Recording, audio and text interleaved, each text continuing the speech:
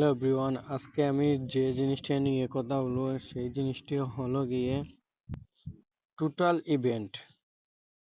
Total event মানে কি? অনেকে বুঝতে পারেন না যে টোটাল ইভেন্ট মানেটা কি।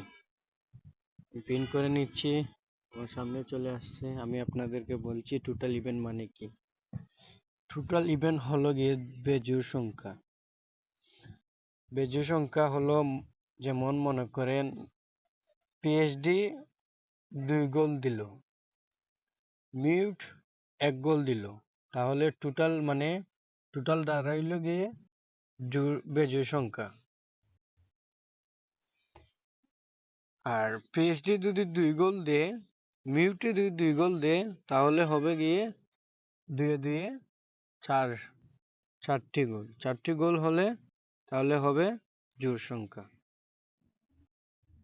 তাহলে আপনাদেরকে আমি বলি যে পিএইচডি 2 গোল দিলে আর মিউটে যদি 1 গোল দেয়, তাহলে হবে, আপনি যদি এসে বেট করেন তাহলে আপনি ওই বেটটা জিতবেন।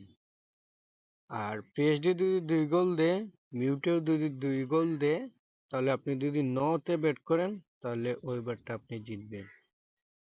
টোটাল ইভেন্টের কাজ হলো গিয়ে এটা।